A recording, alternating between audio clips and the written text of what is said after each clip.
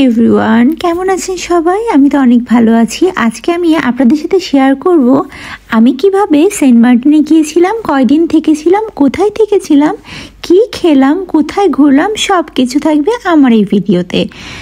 Saint মার্টিনের উদ্দেশ্যে আমি জাহাজে পৌঁছে গিয়েছি। এখানে এই যে অলরেডি আমার শুরু হয়ে গেছে আমার জাহাজ চলাচল। এটা যে কত একটা সুন্দর একটা মুহূর্ত, সেটা আসলে আপনারা সেন্ট মার্টিন না গেলে বুঝতে পারবেন না।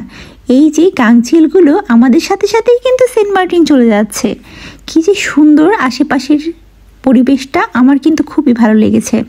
যদিও কিছু মানুষ এদেরকে চিপস খেতে দিয়েছে, কিন্তু নিয়ম হচ্ছে এদেরকে কোনো কিছু খেতে দেওয়া যাবে না, কারণ এরা তাতে অসুস্থ হয়ে যায়।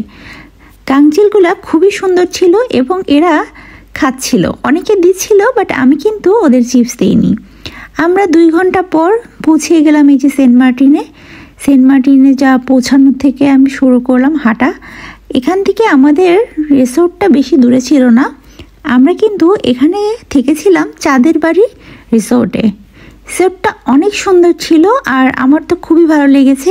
যাওয়ার সাথে সাথে একটা দোলনা পেয়েছিলাম, তার মধ্যে দোল খাওয়া শুরু করে দিলাম আমি।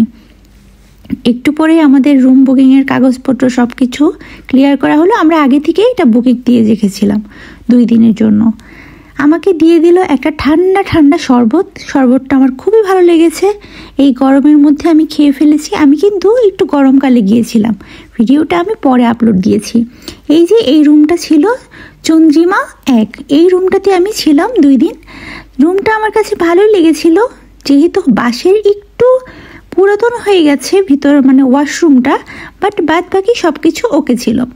আমার কাছে ভালোই লেগেছে। আসলে চাঁদের বাড়ির যে রেস্টুরেন্টটা বা রিসোর্টটা, এটা ভিতরেই এত সুন্দর যে আপনার বাইরে যেতে মন যাবে না রাতের বেলা। খুবই সুন্দর, ভালো ছিল। আমি দুপুরে খাবারটাও সেরে ফেলেছি। খাবারের মধ্যে হাঁসের মাংস, গরুর মাংস, সবজি, ডাল, ভর্তা এগুলো ছিল। এগুলো দিয়ে আমার দুপুরে খাবার আমি কমপ্লিট করে ফেললাম। খাওয়া দাওয়ার পরে আমি একটু বাইরে গিয়েছিলাম, জাস্ট একটু ডান পাশের যে বিচটা আছে ওখানে গিয়েছিলাম। ওখানে আমাদের সন্ধ্যা হয়ে গিয়েছিল। ভাবলাম যে আজকে একটা কোরাল বারবিকিউ ফিশ খাবো, যেই কথায় সেই কাজ। নিয়েছিলাম একটা বড় সাইজের 1 কেজির পরিমাণ কোরাল। ওটা হচ্ছে সুন্দর বারবিকিউ হয়েছিল। খেয়ে দিয়ে রুমে যেয়ে ঘুমিয়ে গিয়েছি। এটা হচ্ছে পরের দিন সকালের নাস্তাটা। চাঁদের বাড়িতে আপনাদের এটা কমপ্লিমেন্টারি একটা নাস্তা দেবে। এখানে হিউজ পরিমাণ খাবার থাকে, যা মন চায় তাই আপনি খেয়ে ফেলতে পারবেন। 2 জনের জন্য খাবার দিয়েছিল। এখন আমাদের উদ্দেশ্য হচ্ছে ছেড়াদ্বীপের জন্য প্রথমে আমরা এখানে নিয়েছিলাম একটা সিএনজি। যদিও আপনি পায়ে হেঁটে চলে যেতে পারবেন, কিন্তু আমার এত এনার্জি নাই। আমি সিএনজিতে বসে বসে দৃশ্য দেখতে দেখতে চলে যাচ্ছিলাম। এখান থেকে যেতে আমাদের মেন পয়েন্টে যেতে হবে, ওখান থেকে কিন্তু পায়ে হেঁটে যেতে হবে, কারণ আমরা পুরাটা সিএনজি নিয়ে যেতে পারবো না। অবশ্যই আমাদের একটা নির্দিষ্ট স্থান আছে, ওখানে সিএনজিটা ছেড়ে দিতে হবে এবং পায়ে হেঁটে রওনা দিতে হবে আমাদের ছেড়াদ্বীপ পর্যন্ত যাওয়ার জন্য। অনেক দূর ছিল, বাট আমি নাছোড়বান্দা যাবই ওখানে। শুরু হয়ে গেল আমার হাঁটতে একটা ছাতাও নিয়েছিলাম। অবশ্যই এখানে ছাতা হচ্ছে আপনারা পেমেন্টে ছাতা পাবেন, 1 ঘন্টায় হচ্ছে 20 টাকা। ছাতা নিয়ে আমি হাঁটতেছি, ভালোই লাগছিল। কিছু লোকও ছিল আমাদের সাথে। খুবই সুন্দর, আর আকাশটা বেশি সুন্দর। আমার কিন্তু সময়টা বেশ লেগেছে। এই যে ফুটেজটা দেখছেন, এটা কিন্তু সকালের ফুটেজ।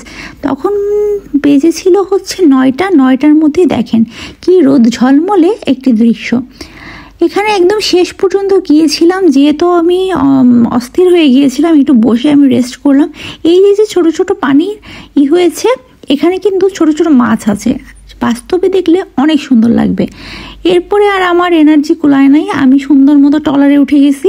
ট্রলার দিয়ে এখন চলে যাব যে পয়েন্টে আমরা সিএনজি ছেড়েছিলাম, সেই পয়েন্টে, কারণ আমি আর হাঁটতে পারছিলাম না। ওই যে কত দূর দেখেছেন, এটা পুরাটা হেঁটে এসেছিলাম।